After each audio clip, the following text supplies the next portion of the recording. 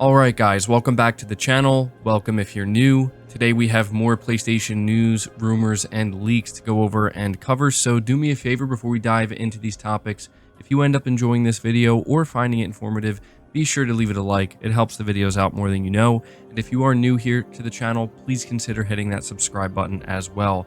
The first topic is a pretty exciting one, as we have Sony coming out and announcing a new State of Play. This is reading from the official PlayStation blog, and it says State of Play returns with its first show of 2023.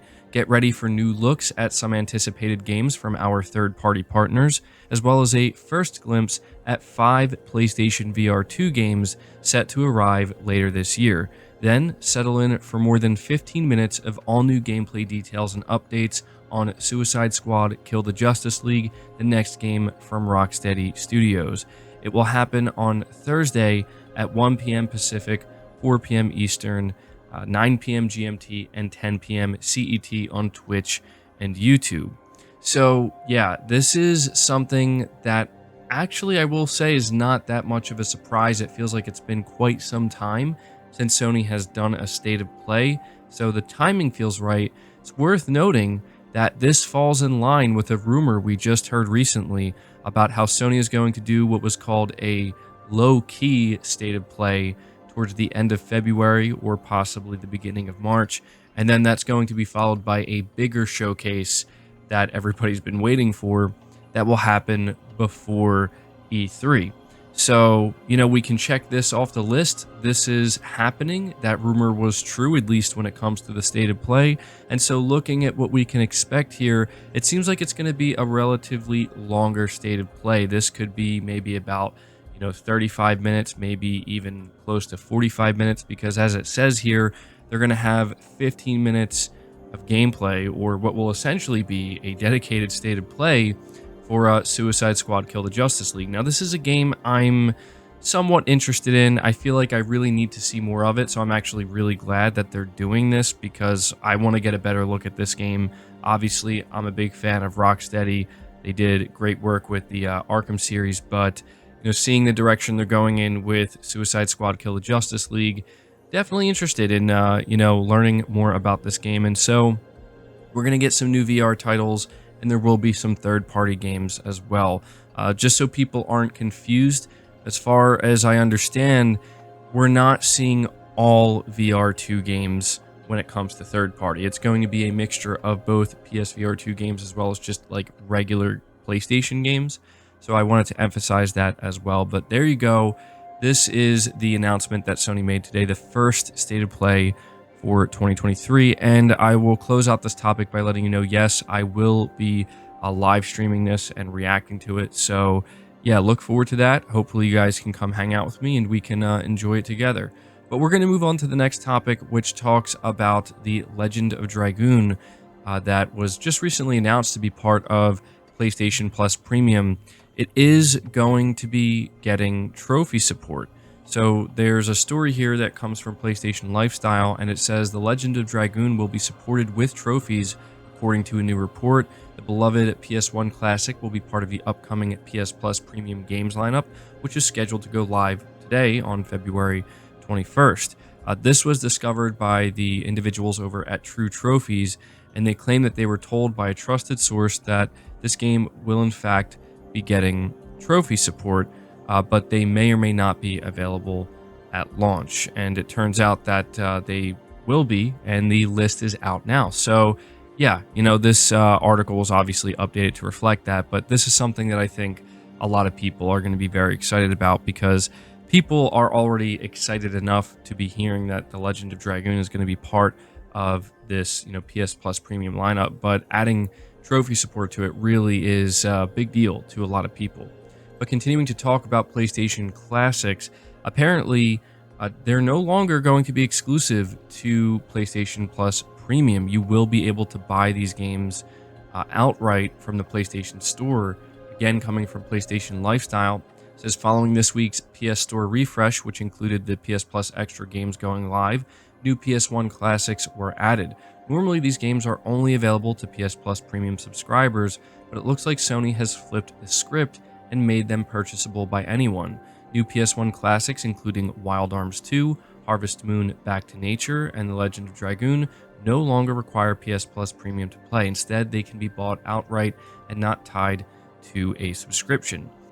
The article finishes up by saying there isn't an official statement from PlayStation or a PS blog post detailing the changes, but the fact that all 3 new PS1 classic games are available for purchase does suggest that this is a fully intentional decision and not a one-off bug or a glitch. So yeah, if this was like a bug or something, it would be a very strange one.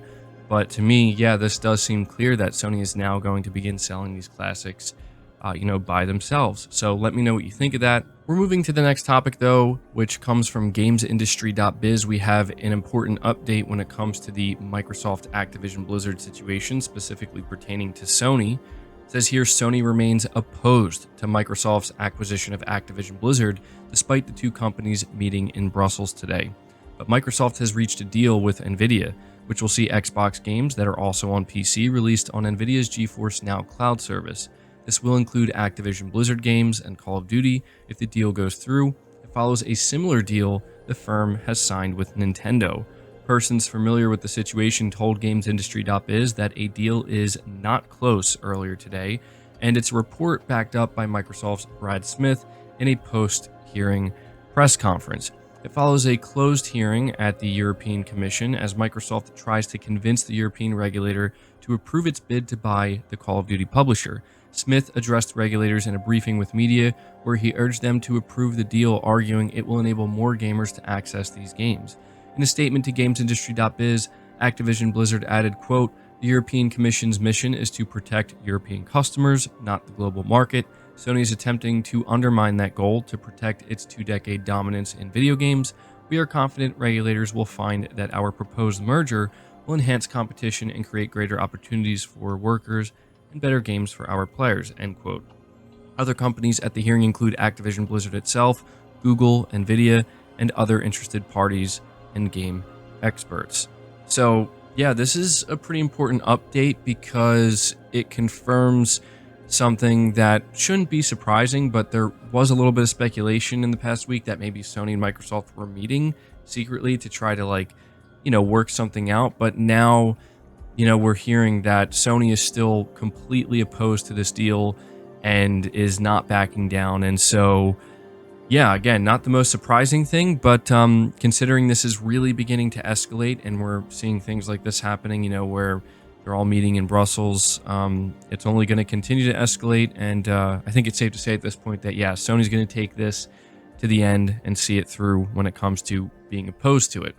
Moving on from that, though, we have Sony confirming more PSVR2 launch window games. This is reading from PlayStation Universe, and they say Sony Interactive Entertainment has announced the PSVR2 launch window has been expanded with an additional 9 more games. This brings the total number of games confirmed for the system to be over 40. So the games that were confirmed are Another Fisherman's Tale, Gorn, Knock, Bow plus Arrow Soccer, Hellsweeper VR, Ragnarok, Runner, Star Tenders Intergalactic Bartending, Sushi Ben, Swordsman VR, and Unplugged Hair Guitar. So certainly some interesting VR games there. But yeah, that's not insignificant. Those are 9 new games that are announced to be there during the launch window of PSVR2. We are moving on to the final topic, which talks about Sony acquiring a new studio. Now, we talked about this previously in another video, but at the time it seemed like, well, maybe there's a little bit of evidence that this happened, but now we seem to have what is explicit confirmation that Sony has in fact acquired this studio. This is coming from PlayStation Lifestyle. It looks like reports of Sony Interactive Entertainment acquiring new developer Ballistic Moon were true. Following a blooper by none other than PlayStation itself, fans have found an entry for the studio on a financial data and software company's website, which lists Sony as its parent company. As spotted by Sacred Symbols podcast host Colin Moriarty, a financial services firm called PitchBook tracks data such as company financing and funding, acquisition status, and more. Over on its website is an entry for Ballistic Moon, which states that the studio was founded in 2019 and its current status is acquired/merged, and its parent company is Sony. PitchBook also reveals that the developer currently has 47 employees and operates in the movies, music, and entertainment industry. And so, yeah, there it is. I mean, it's undeniable at this point. We saw this recently in a job ad where, for some reason, whoever wrote up the job ad for PlayStation listed Ballistic Moon alongside every other or most of Sony's first-party studios, and it stuck out like a sore thumb, and then they quickly deleted it. So a lot of people were like, well, yeah, that was strange. Maybe it means they acquired them, but, you know, it could have just been a mistake. But now looking at this, this officially confirms that, yeah, Sony has quietly, seemingly acquired Ballistic Moon. Now, we'll have to see if they're going to announce this anytime soon. And, you know, a lot of people are wondering, like, who is Ballistic Moon? Like, who is this studio? Well, as it says in the article, this is a brand new AAA studio that was founded in 2019, and it was founded by veteran developers from Supermassive Games. And for those who maybe don't know, Supermassive Games, you know, did a pretty big and pretty successful title, PlayStation exclusive called Until Dawn last generation with the PS4, and we've also had a couple of other things leak out regarding Ballistic Moon that lets us know they are currently developing a AAA horror game, and it's codenamed Project Bates, and it is in fact a PS5 exclusive. So, you know, seeing this and knowing that Sony has already acquired them, and we just kind of have to wait for the official announcement, which, you know, may happen alongside the reveal of the game, I have to assume that whatever this horror game is that they're developing must be pretty impressive to kind of make Sony just be like, well, you know, do you guys want to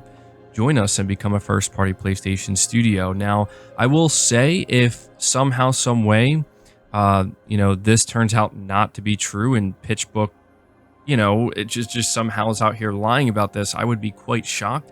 But to me, this absolutely confirms that Sony has, in fact, acquired Ballistic Moon. And, yeah, it's not something I think we can necessarily get excited about. I mean, it's always exciting to see PlayStation studios grow, of course, but, you know, we have to see what this game is. But the thing that does excite me is the fact that this team seemingly is, you know, creating a dedicated horror game for PS5, a AAA one at that. So, you know, could this be like the new horror-based studio underneath PlayStation? I mean, if this game is good enough, which it seems like it might be considering Sony already acquired them, that's exciting. That's pretty exciting. So there you go. That's all the information I have for you today, guys. I hope you enjoyed the video. If you did, leave it a like, subscribe if you're new, hit the bell notification icon, and feel free to share this video out on top of all that. But until next time, guys, take care.